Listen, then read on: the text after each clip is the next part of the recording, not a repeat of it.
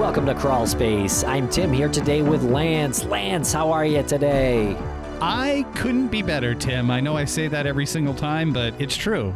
I would never lie about it. How are you today? I am doing great as well, and you know what? I don't think I could be better either. And we're speaking to a really smart guy in this episode about a really compelling topic.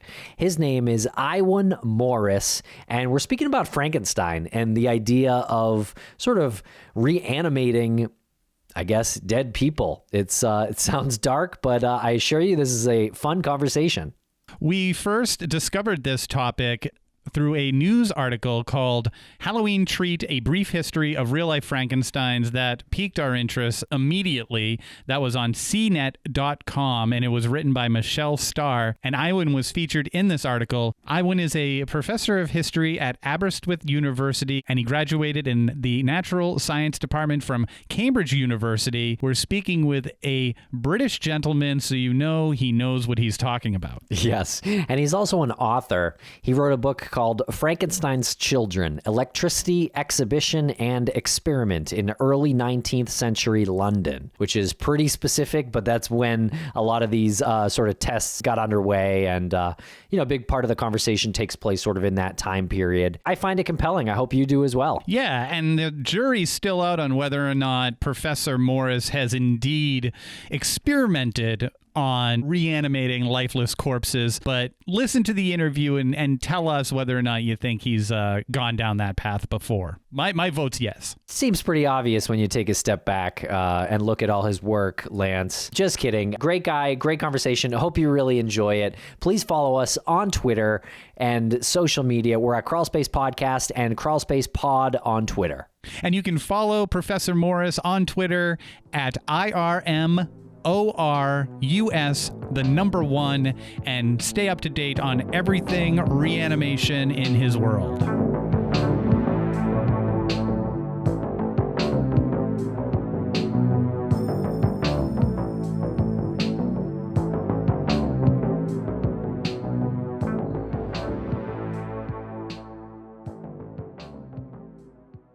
Welcome to the podcast, Iwan Morus. How are you today? I'm fine, thanks very much. And how are you? We're doing really well. We've been looking forward to this conversation for a while, so thank you for joining us. And this has been something that Tim brought to our attention because he's been fascinated with the whole Frankenstein concept. And there was this article that was written, it featured you, so you were gracious enough to join us and lend your expertise on this. And I can't think of a better person to speak with about a morbidly fascinating topic. Well, yes, I think it is morbidly fascinating. I mean, I don't know why, but there is something about experimentation on the dead, playing around with life, that seems fascinating to everybody, I guess. Okay, so before we get into this topic, can you give a little bit of background on yourself and where you are at in this section of the world? I'm Iwan Morus. I'm a professor of history at Aberystwyth University, which is in Wales, in West Wales, in a little town called Aberystwyth on the west coast. If you're familiar with Wales at all, think of the curve of Cardigan Bay. Aberystwyth is there slap bang in the middle. I'm a professor of history and I'm a historian of science, essentially. I started off going to university quite a long time ago now, planning as one does to be a physicist. But I think I discovered fairly early on in my university career that I was less fascinated by doing science than by understanding science, as was understanding science as a phenomenon, as a way of kind of trying to understand the world around us. So I ended up doing my PhD in the history of science on 19th century science. And electricity came up, so to speak, and aspects of this kind of strange and long-standing fascination, really, with the relationship between electricity and life, which is not new to the 19th century. When Mary Shelley writes Frankenstein in 1818, she's writing about something that's on one hand, quite topical. There's a lot going on around electricity and the nervous fluid and life right then. You could go back 100 years and more, and there were people, even Isaac Newton, speculating about the relationship between electricity and the processes of life. And it's fascinating. And it fits in with my kind of broader interest as a historian and a historian of physics with the relationship between science and the body, if you like. Science about bodies, physics about bodies, and the bodies of scientists themselves, so to speak, and the role they play in doing physics, in doing experiments and such like, which is counterintuitive, I suppose, in a sense, in that when we think about physics, we usually think about great minds. I mean, sometimes, as in the case of the late Stephen Hawking, almost literally great minds, so to speak. So I've always been fascinated by the ways in which scientists actually in practice use their own bodies quite a lot, to do experiments, to play around with things, and indeed very often, particularly in the 19th century, to perform. Scientists in the 19th century get up on stage in front of publics, they perform, they carry out spectacular experiments on stage, they carry out experiments with bodies and bits of bodies on stage. So this kind of fascination around about Frankenstein fed into that kind of broader concern, if you like. It's pretty incredible. And you've written several works on the topic of Frankenstein. One of the articles you wrote in October of 2018, it's titled Frankenstein, the Real Experiments That Inspired the Fictional Science.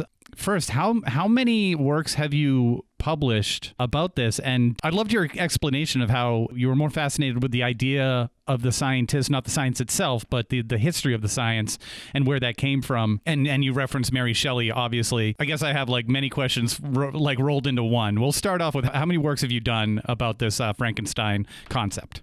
In 1998, I published a book called Frankenstein's Children, which wasn't so much about kind of Frankenstein and Mary Shelley and the monster itself, but looking at the culture of electricity in early Victorian Britain, really, looking at experiment, looking at everybody who wasn't Michael Faraday, I suppose, in a certain sense, and what the kind of broader sense of what people thought electricity was about. And since then, I've revisited this material or aspects of this material over and over again. I mean, not necessarily always about Frankenstein, but I mean, looking at medical electricity, I mean, ideas about how electricity might cure all sorts of ills, and how that kind of feeds into 19th century ideas about what the future would look like, and how the future might be made.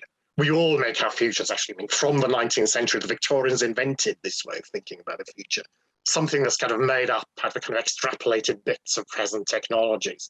So experiments with electricity and bodies and life feed into these notions of what it's going to be like in the future, and what human bodies indeed are going to be like in the future. People like Nikola Tesla at the end of the century speculating about how they, if they give him enough money to do his experiments, then humans will become as gods. I mean, that kind of fantasy.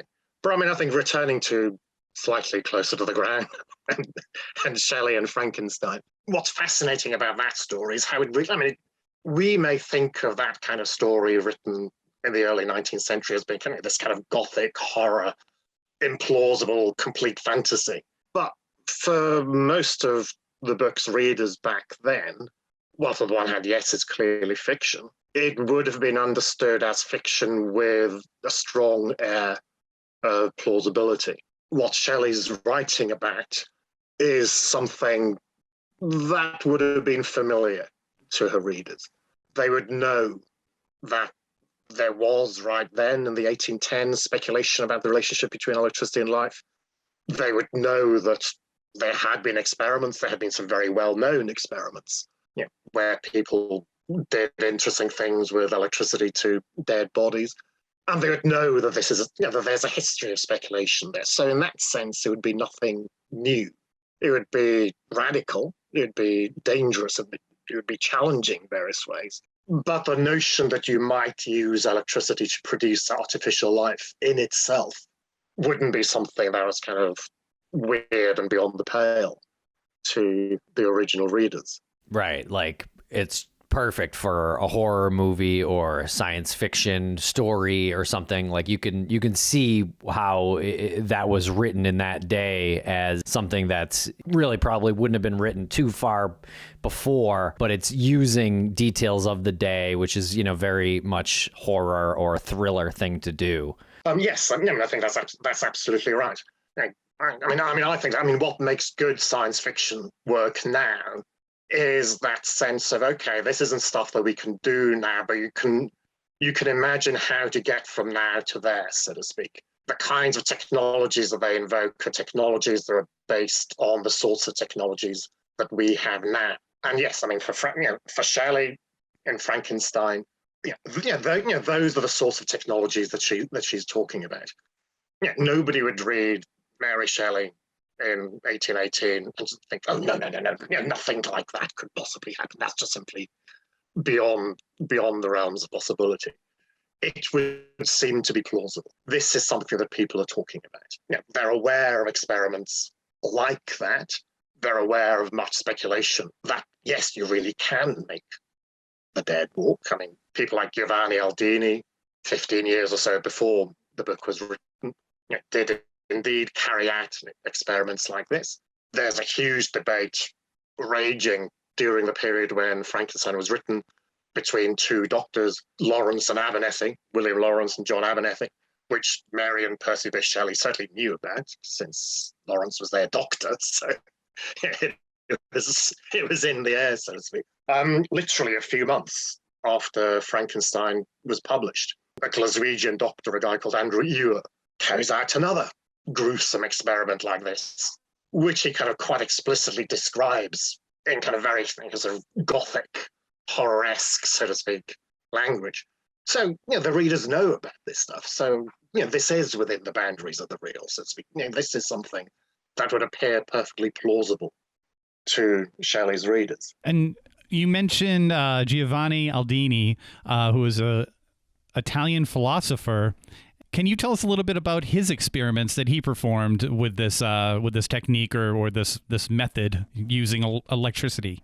Giovanni Aldini is an Italian natural philosopher, what we would call a physicist, and he was the nephew of an even more famous Italian natural philosopher, Luigi Galvani. Galvanism is named after Galvani. Galvani, in the late 18th century, came up with the idea of animal electricity, the notion that all animal bodies, and that includes our bodies, have electricity in them, and that you can identify, you can detect that electricity. Gets into a big fight with yet another Italian called Alessandro Volta, and Volta invents what we now call the battery, Voltaic cell, in an explicit attempt to demonstrate that Galvani was wrong, that it wasn't the bodies in his experiments that were producing the electricity, but that it was the bits of metal involved in the experiment that was producing the electricity. Aldini, amongst other things, is trying to prove Volta wrong, and he's trying to prove Volta wrong by showing that you could produce electricity without the metals at all, actually. It is just coming from the bodies. So when Aldini's experimenting on bodies, he's actually doing two things. He's first of all showing that you can generate electricity from bodies. It's either gruesome or amusing, depending on your point of view. Galvani did his experiment with frogs' legs, and frogs' legs make quite good detectors of electricity. So you can see pictures of Aldini carrying out experiments on corpses where he's literally kind of dangling kind of a pair of frogs' legs over, he's poking them into the wound in the body. The idea is that the legs will twitch, and that will show you that there's electricity in that body. So he's trying to show that you can produce electricity from bodies, and he's also trying to show that you can use electricity to, if not quite bring bodies back to life, but you can at least use electricity to make bodies act as if they're alive. So he's carried out experiments back home in Bologna. And then in 1803, he comes to London. The Napoleonic Wars are going on at the time, but there's a brief ceasefire, and Aldini takes advantage of the ceasefire to come over to London. London is one of the main centres of scientific activity at this time. He wants to try and persuade people at the Royal Society that he's right and that therefore Galvani was right. he's looking for a corpse, basically. And corpses at the beginning of the 19th century in London are quite easy to find. It's a culture where capital punishment is performed on a regular basis. And it's a culture in which, if it's considered that your crime is sufficiently heinous, being killed isn't enough for you. You're also going to be experimented, not usually with electricity. You'll usually be taken away and be dissected by the surgeons. But there's a ready supply, in fact, the only legal supply of bodies for experimentation. So Aldini gets the body of an executed murderer, a guy called George Forster, and he carries out a series of experiments on the corpse. He passes electricity through the limbs, through the arms, through the legs, makes the arms and the legs twitch. He exposes nerves in the chest. He passes electricity across the chest. The body gives the appearance of breathing. So effectively, what he's trying to do is show that electricity does act like the nervous force. That in situations where the nervous power is gone, the body's dead, you can use electricity to simulate the appearance of life. You can make the body move in a lifelike, inverted commas, fashion. Okay, I have a couple of quick questions before we go on, because this is truly what we were and exceeding our expectations. First, I need to back up a little bit. You said that bodies were plentiful back then. How does one procure a body, though? I mean, the public hangings happen. Is there like a bidding system or a lottery, or how did a philosopher say, like, I'm qualified to take this body for experiments? You, so to speak, know the right people.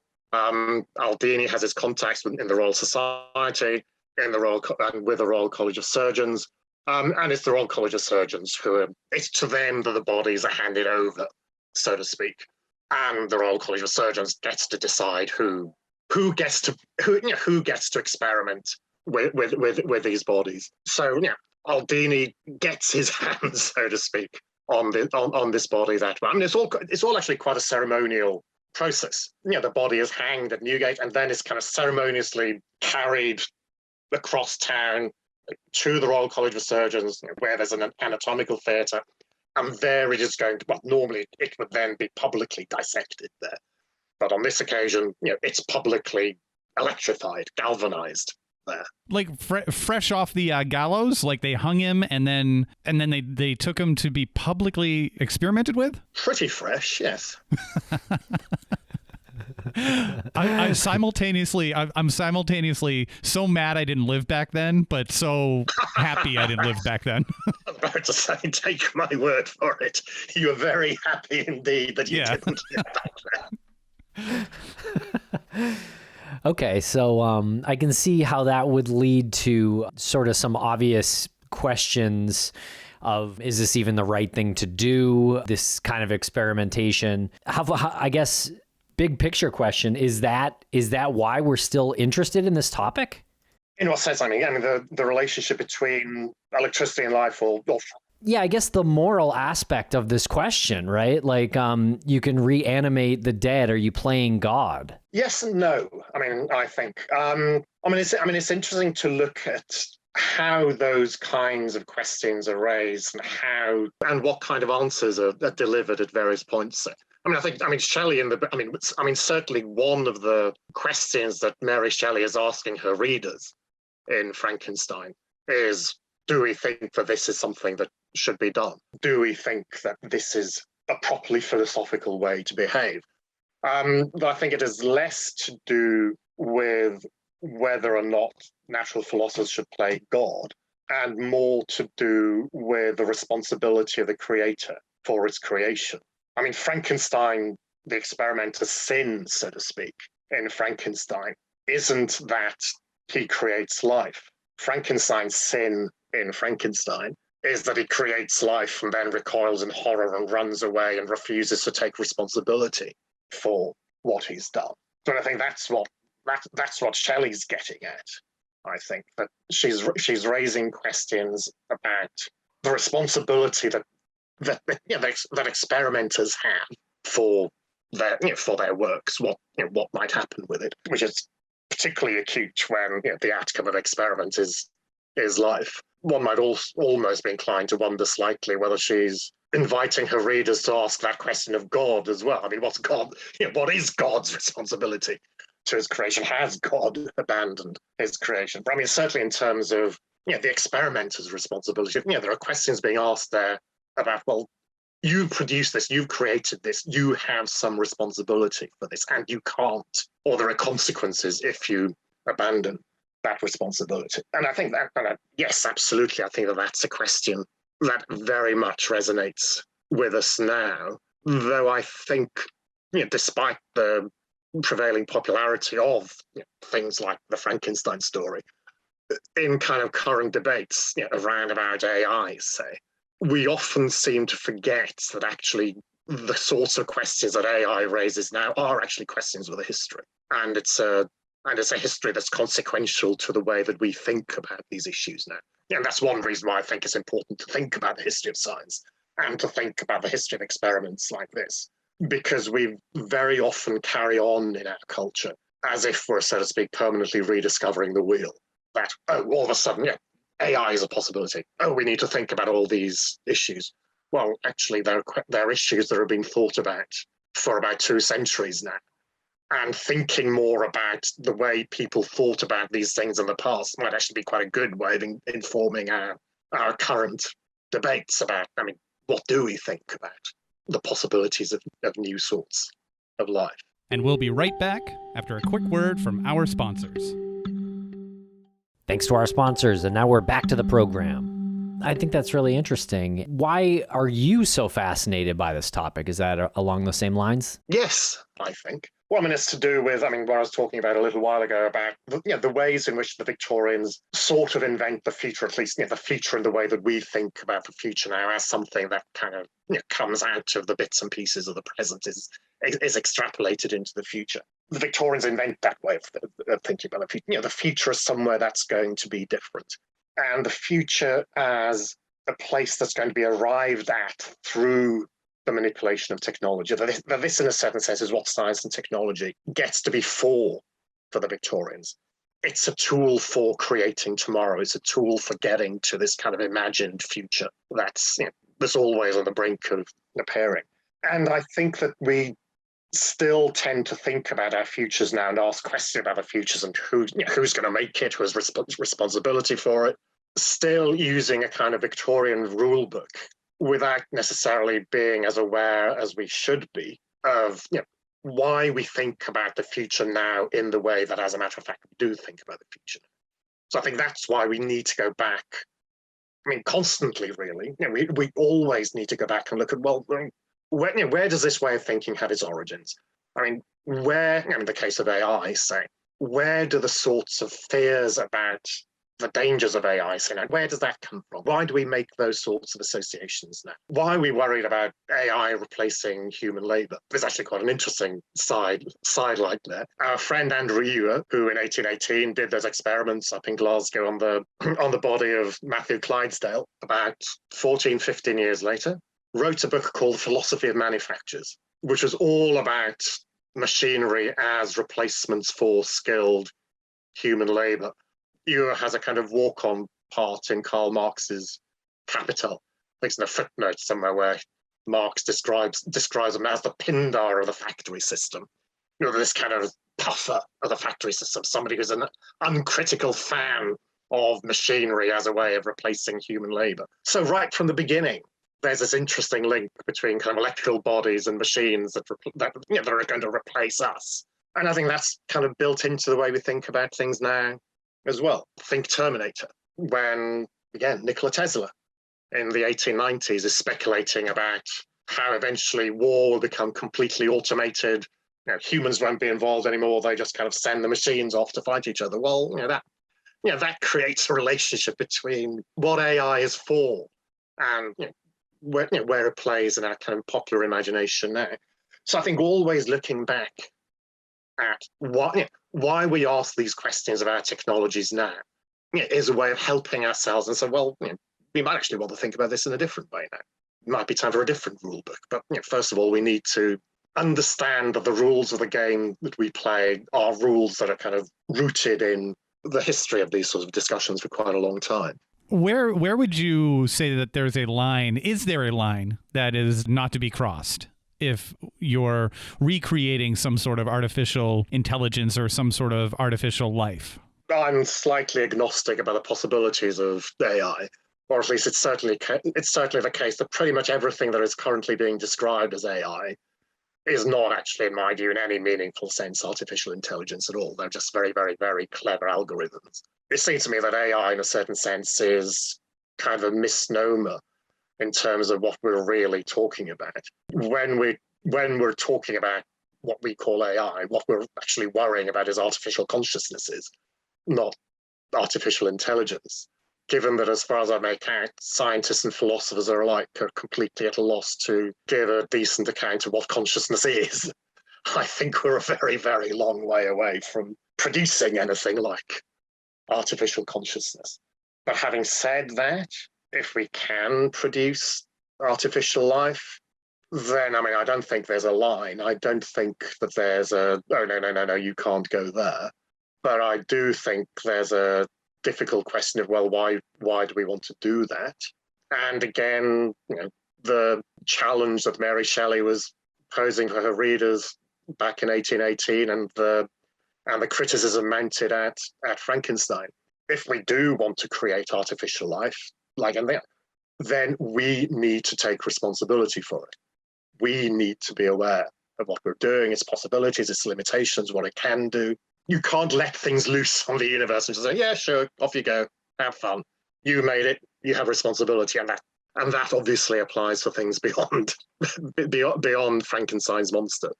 That applies to everything that we do. So would Jeff Bezos be Dr. Frankenstein, and we're all his children? Goodness me, I hope not. But yes, I think it is a question to be posed of people who really are seriously trying to do particular sorts of things. Why? What's it for? What are the implications? Are you going to take responsibility?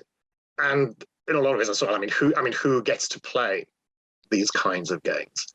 I'm fascinated by the possibilities of science and technology. Hey, I'm a science nerd. I watched Star Trek. All that. That's where I come from. But I worry about great technoscientific projects that are uniquely identified with particular individuals, that are particular individuals' hobbies, games, something that they can do and is, so to speak, for them. Because it never is really just them.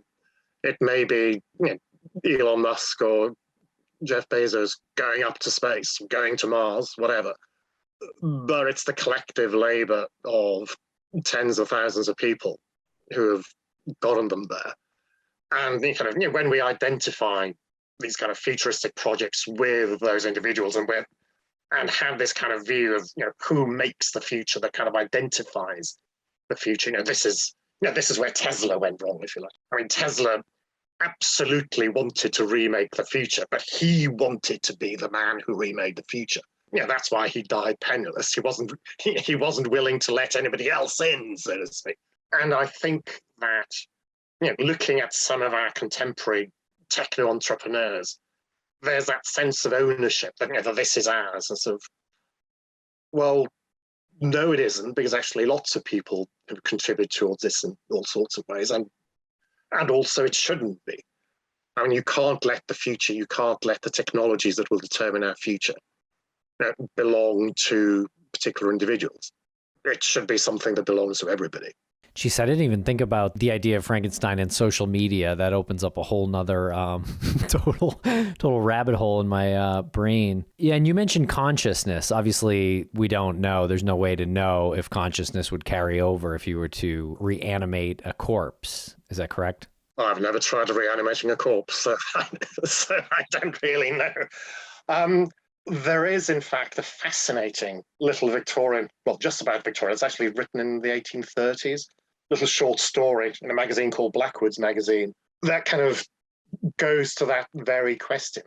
There was a short story called The New Frankenstein. The Blackwood's magazine is a Tory magazine, so it's a satire, but it's an interesting satire. The short story, it basically features a student in Germany who somehow or other discovers Frankenstein's monster, who decides that what the monster lacks is, first of all, that the monster lacks a mind. So the student invents a gizmo that he then basically wanders around Europe with, basically draining the minds of Europe's greatest thinkers and kind of putting them into the monster's head, with the inevitable result that the monster goes mad. And then the student decides that what's lost here, and this goes to the consciousness, that even though the monster is now intelligent, kind of, but the monster lacks a soul. That's, I guess, what we might call consciousness. So the story ends with a student and the monster traveling to Egypt, basically to try and steal the soul of a dead pharaoh. And then clearly the author runs out of inspiration. You have that boring kind of, and then they woke up and it was all a dream, denouement to the story, which I absolutely hate. But it's exactly a story that asks, does this kind of artificial life really have what it takes to be a life? And that kind of, that's not an uncommon view of kind of artificial life.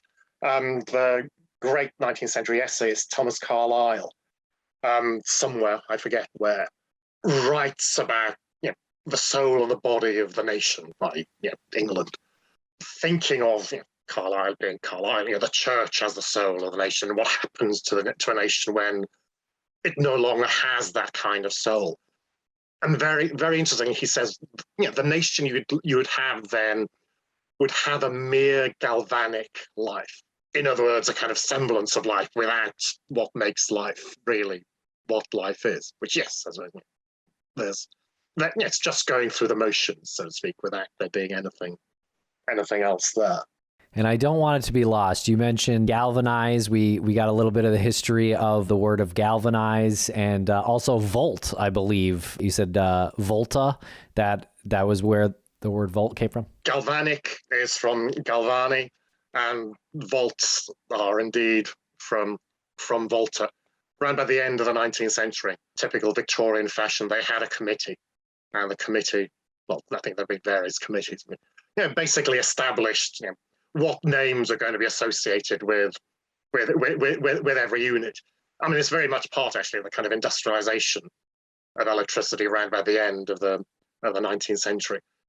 You need a common language so that you can make sure that everything fits together, that all the bits are standardized, so to speak. So that's when you have serious attention to units of measurement, effectively. Is this something that happens nowadays as well? Does it happen like on the black market, or behind the scenes? Do people get bodies from morgues and graveyards, and do you do that? Are you out at midnight grabbing the freshest corpses?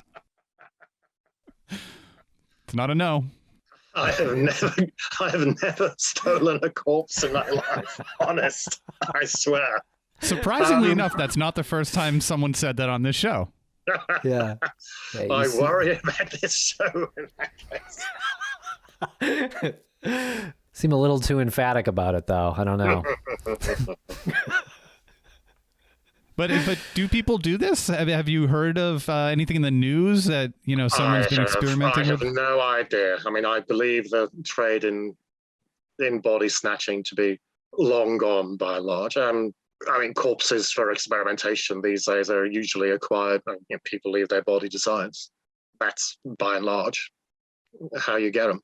Would you be able to put someone else's head on a body and have it? Could you do a head transplant? Just I think you're definitely asking the wrong person. There have been. Well, I would go as far as to say there have been such experiments. There certainly have been such speculations. Now, of course, there's an interesting question. I mean, who is it then, so to speak? I mean, what's the identity of the composite corpse? Is it the identity of the torso, or is it the identity of the head? I mean, I guess is that we tend to think that our minds, our souls maybe, reside in the head, then it wouldn't be so much a matter of a head transplant as a body transplant, since your identity would be in the head, so to speak, rather than the other way around. That makes much more sense to me. And I'm now saying a head transplant sounds silly. It's a body transplant because everything else is happening. Most everything is happening in the head. Yes, or at least that's what we think in our culture. Now, if there was a way to find out which of the bodies used in Mary Shelley's Frankenstein was afraid of fire, then maybe we could figure it out for sure. I have one more question, or I guess story about all this. You mentioned Matthew Clydesdale, right? Mm-hmm.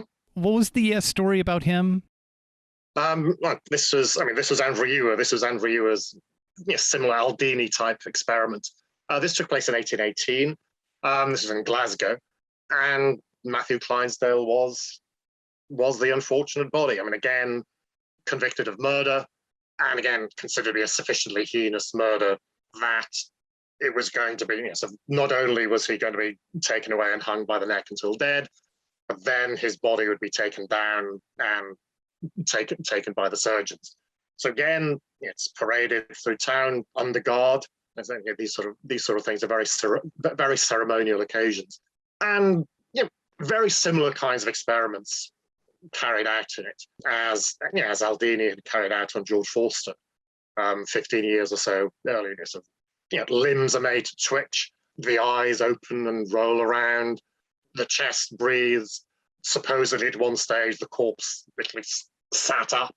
Though, I mean, Ewer describes the scene in his paper describing the experiments in terms that, I mean, I'm almost inclined to think that Ewer had just read Frankenstein and is a kind of adopting Frankensteinian language, if you like, to describe the experiments. Because, I mean, it's described all in the language of Gothic. I mean, it's kind of the hideous countenance contorted in various ways. I'm trying to remember that. Well, I'm paraphrasing now because I can't quite remember the quote. Something like more hideous than the representation of a Fuseli or a Keene. Fuseli is a famous early 19th century painter, particularly known now, I guess, for that painting, what's it called? The Nightmare, woman asleep, with literally an imp kind of sat on her chest and a literal nightmare kind of ghoulishly looking over it. Keene, famous early 19th century Shakespearean actor, known for these kind of stylized stage representations of bodily movement. So Ewer is explicitly drawing on that kind of vocabulary to describe what it is that he's getting Clydesdale's body to do. Crazy. I mean, I think my last piece on this, my last bit to say, isn't so much a question as it is just a comment. Could you imagine seeing that, like, for the first time? Could you imagine what goes through the spectators' heads when they're seeing this? Like, I mean, it would be disturbing nowadays to see something like that, but back then, when they didn't have as much of a grasp on, the science of everything, they must have walked away horrified and also questioning just like their faith and everything. Like, it's incredible to me. Well, I mean, remember who Andrew Ewer's audience in that experiment, these would have been hard-nosed Glaswegian doctors. Oh, yeah. Though it's also worth bearing in mind that Ewer also makes a point of saying in the description that one of them fainted. So clearly, yes, it must have had something of an impact even on that audience of hard-nosed Glaswegian medical men. I think what was in my head was the dance putting on the Ritz sequence from Young Frankenstein, where they perform publicly just in a theater. So I think that's what I was thinking originally when I was thinking about just the average folks. I mean, there's a satirical poem written about, well, amongst other things, Aldini's experiments, which does in fact feature, I'm trying to remember the lines, something like "make dead people cut droll capers." I mean, that's the line from the poem.